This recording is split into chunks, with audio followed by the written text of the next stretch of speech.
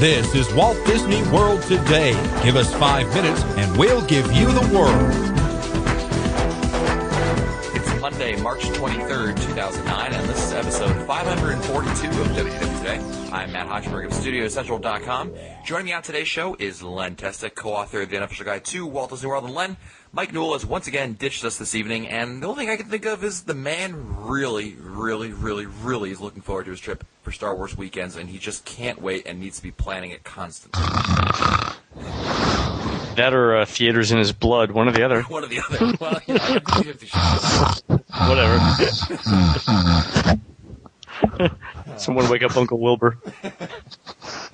Also joining us today is Uncle Wilbur himself, Mike Scopa, a senior feature writer and blogger for AllEars.net. Welcome, Mike.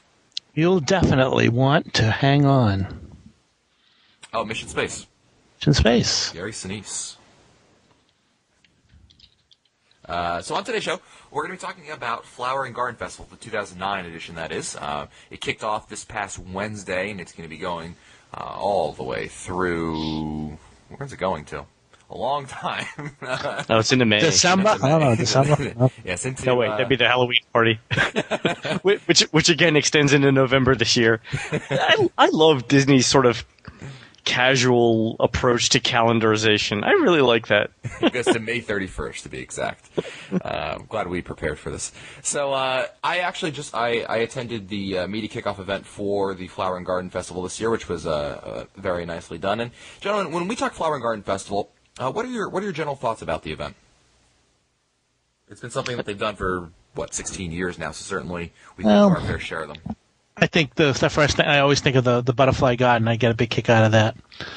Going to see the children who are brought there, the small children who are brought there by their parents. I mean, those children who are old enough who should be brought to Disney World, and I get a big kick out of that. I really enjoy going in there, and it's sort of like an indication that spring has sprung, and I really love the flower arrangements when you cross from the Future World section of Epcot to World Showcase. The waterway there is filled with all kinds of colors and stuff. I really enjoy that. That's nice. Yeah, for me the Butterfly Garden was interesting the first time. The second time through, it wasn't. It was just okay. And again, I contend it would be more funny if you. It would be better if you ran screaming from it, going, "Ah, birds! It burns! It burns!" I think that'd be funny. But is there anything really truly new? Well, they switch out a couple different things every year to kind of keep things going. As I was told, they had the Mike, you'll be happy to know that the Butterfly Garden is back again. But they've the theme this year really is with Disney. It's being their sponsor for the Flower and Garden Festival is the Disney Nature film brand, which is that. Yeah. Have you seen that preview for the film? Yeah, that looks good. Yes, it does. And they've got some. So basically, with that in mind, they've kind of got that as a backdrop to a lot of what's going on over there. There's a number of really amazing topiaries and events that are going on, all and kind of connect to that whole general theme. What I really liked was there's an immense sandcastle near depending on which entrance you go to, one of the entrances of the Butterfly Garden, and it's just amazing with how they have like life-size, I assume they're life-size, editions of polar bears and other animals and made out of sandcastles. And now, me personally, I want to go in Godzilla mode and destroy the whole thing. But from an artistic standpoint, it is very, very well done. And it was really nice to see it. And, something, Mike, you brought up, which was the flowers. And you're absolutely right. When you're walking on the main gateway there between Future World and World Showcase, you look to your right and you look to your left and you see the flowers that are all around the lakes over there. I mean, they really did a fantastic job this year. It was interesting. They were talking about during the presentation that I attended. They were talking about how we had a number of frosts over here in the Orlando area this year, which was unusual to say the least. And they were talking about how it affected them and how they had to swap out a few plants. Because this isn't something they just push a button and like a motor goes and it goes from Epcot to Flower and Garden. I mean, they have to plant this stuff well in advance, and they were talking about the challenges that were presented with that, and that was always definitely something that was interesting this year. But Len, you mentioned something that's new, and I know this is totally up your alley, Len. They've got the Pixie Hollow Fairy Garden. I saw that. which is basically, I can describe it as a very lush garden setting theme to the Tinkerbell and her friends. There's obviously topiaries of Tinkerbell and the other fairies. Kids really love it, from what I'm told. So that's something that's new this year. What are we mentioned the butterfly? What are some other things that really always catch your eye? I don't know if it catches my eye, but the I love the. I don't know if we want to get into this right now. I like the. I sometimes will try to catch the American Gardener series as a whole. I'm a gardener, and I like to, see what's new and what they talk about. I like the little displays throughout Epcot where they show flowers and they have some information as to what's new in gardening. I think it's pretty cool. I like that garden. They have like a garden town or something like that you can go in and look at all that stuff. So I think that's kind of neat. Yeah, one of the things I really found interesting, Mike, was they had a whole thing near Canada about automatic irrigation and how you can set one up in your house. Really? It was really interesting. Yeah, they held hydroponics or just the automatic irrigation. What was it using? Using these basically drip irrigation, where you have a rubber, or I assume it's rubber, small pipe, along the ground, and there's little holes poked where the plants are. And you have so rather than, and they're showing how it's more efficient than sprinkling, both in terms of for the plants and for conserving water and what have you. And I'm pretty sure it was sponsored by a company over there because there were handouts you could take with you. But it was really interesting. I mean, they really taught you how to really make your own automatic watering garden, which was pretty cool, I thought. But it brought up something, Mike, and I thought it was interesting. I myself am not a gardener per se. I don't yet own a home, so I don't have a garden to garden. That being said, I did enjoy the topiaries. I mean, it's nice to see and everything. But what are your thoughts on the event overall? Because I felt that if you are a gardener, like Mike, obviously you are one, so it's definitely up your alley. But for me, I kind of felt like it was nice. I saw the topiaries, which are exquisitely done, might I add. But that being said, I mean, I could have kind of gotten my fill of the whole thing in a matter of hours, as opposed to, say, Food and Wine Festival, which, you can it still would take you hours to get your fill of food and wine, but go ahead. Totally different fill. Exactly. I don't know. What do you I mean, Len, Mike's kind of given his thoughts on, obviously he's a big gardener, so this definitely appeals to him in that respect. What about you? The things that are interesting for me for Flower and Garden are always the ideas for landscaping that you can do in your backyard. And the couple of things I think that have been interesting in the past are things like gazebos. I'm really big in water features. So things like that they're always interesting. I think in this year's festival, just going through the list, there are a couple of things that look really interesting. One of them is the Green Garden over by Morocco, which is supposed to be environmentally friendly, low input gardening techniques. Yeah. Which looks really cool because everyone knows that I'm all about I'm low maintenance. I mean, I'm a low maintenance kind of guy, right? Of course, that's exactly what Don would say too. But and just like me being low maintenance, I like my garden to be low maintenance. In fact, right now my landscaping is so low maintenance that I actually hire someone to do it. But I want even more AstroTurf would be good for me. But I think that's interesting, the Green Garden. Also, there's a Xeriscape over in the Imagination Walkway by some guy from the Do-It-Yourself Network, the DIY Network. Yeah, they had a whole thing. I went over there because I saw that. I thought that was going to be really interesting. It's a new television show. And I went over there, and there was really nothing. I guess it was the first weekend, so clearly they had things go. All they had was a TV and those some two wooden chairs you could sit on, and there were kids running around. There really wasn't anything to see. Did they not know when the thing started? I guess. It's Flower and Garden now? Now? But I so totally missed that. I hope that they do turn that around. I think really for me, I had the Griswold family reaction at the Grand Canyon. Okay, let's go. Okay. Nice. You had to see the movie, otherwise it makes no sense to you. The topiaries are very well done. I was talking with the head horticulturalist at Epcot, and he was telling me that what they really try to do is more than just make topiary designs of your favorite characters. What they really wanted to do was add in emotion to them, so that they're actually doing something. It's not just them like sitting there and smiling. I mean, in my classic case that I discovered, and it really made more sense after I talked to him, was I was in Canada and they had a whole Bambi topiary over there. And Bambi didn't look like typical Bambi. He was more like I don't know how to describe it. It was definitely, you could tell there was a bit of emotion over there. He was in the middle of something, and I thought that was. It was moving?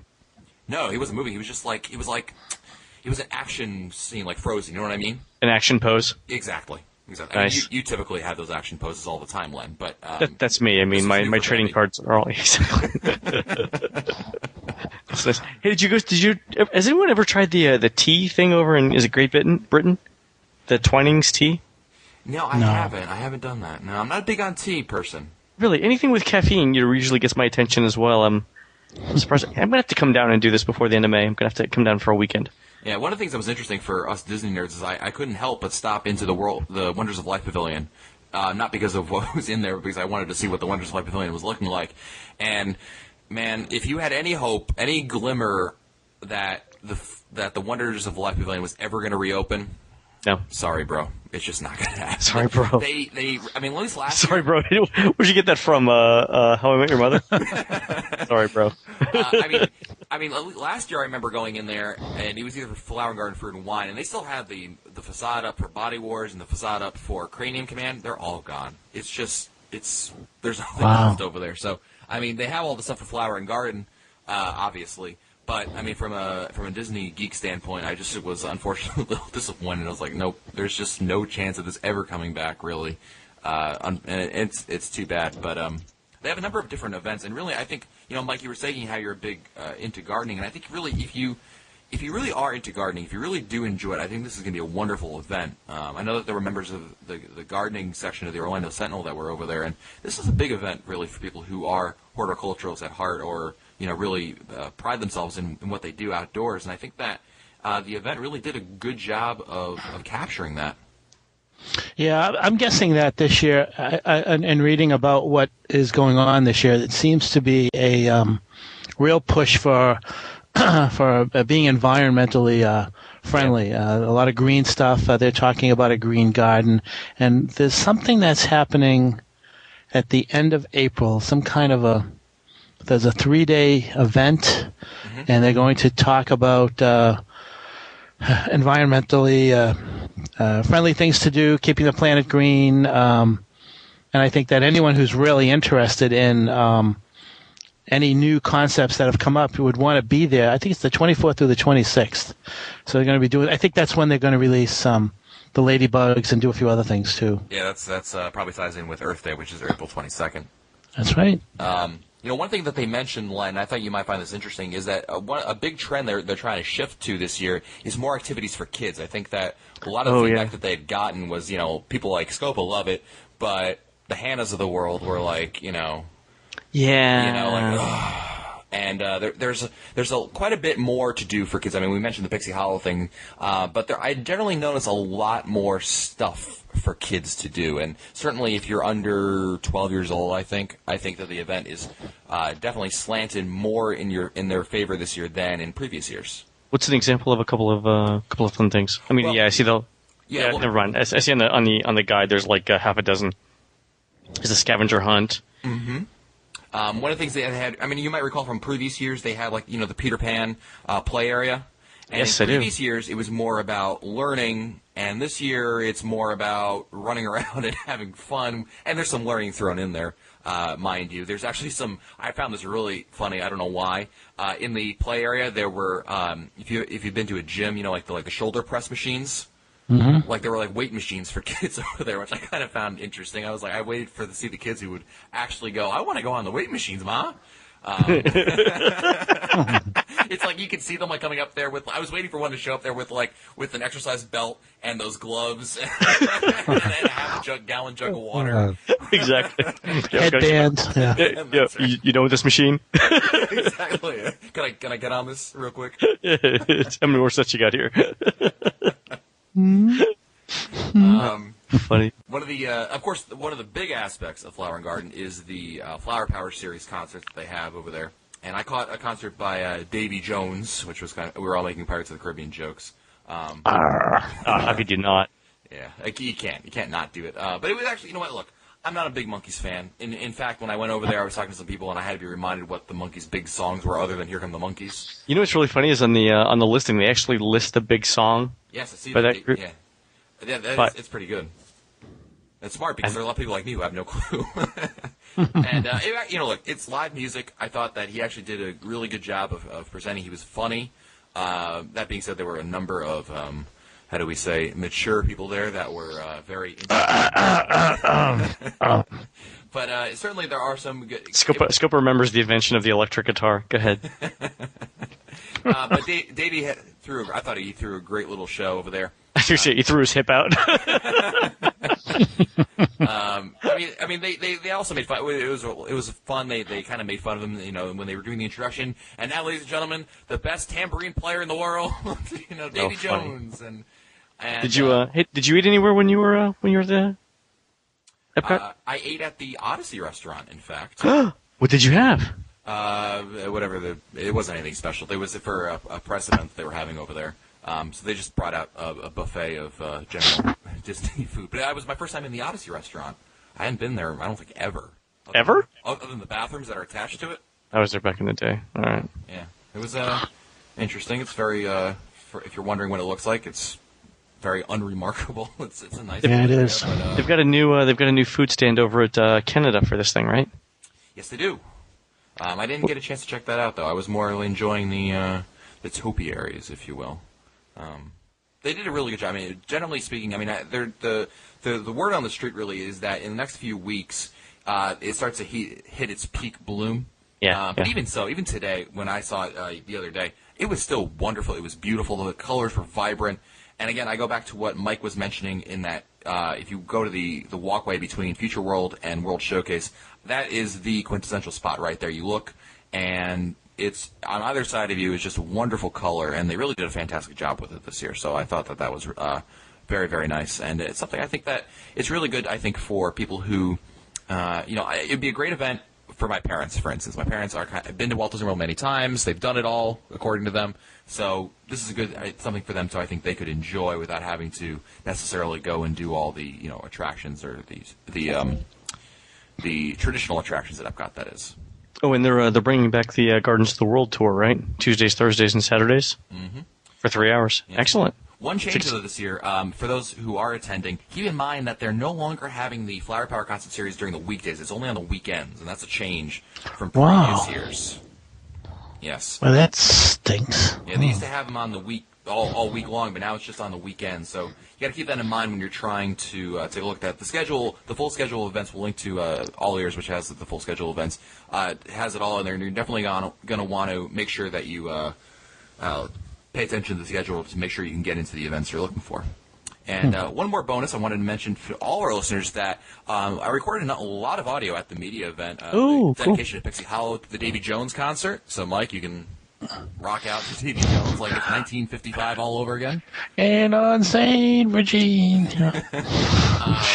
As well as that was painful. As well as the Flower and Garden presentation that was made by Dan Cockrell, who's the Vice President of Operations at Epcot, and some other stuff in there. So that's going to be a special thing. We're going to feature it on our Facebook page. So it's all free. Don't worry about it. Just go to www.today.com. You see the link. Go to our Facebook page. If you're not a fan, you can join right in, and you'll be able to download that bonus episode for you right then and there. Well, that's it for us today. If you want to find our old episodes, read our show notes, or send us your comments, visit the WDW website at wdwtoday.com. Don't forget that our next live show is on May 23rd. That's this Sunday, folks, and you'll be able to talk with us and ask your questions. That's me on May 23rd at 8 o'clock p.m. Eastern Time. Details for that at wdwtoday.com. For Len Testa, Mike Scopa, and Mike Newell, I'm Matt Hochberg. We'll see you on the next show.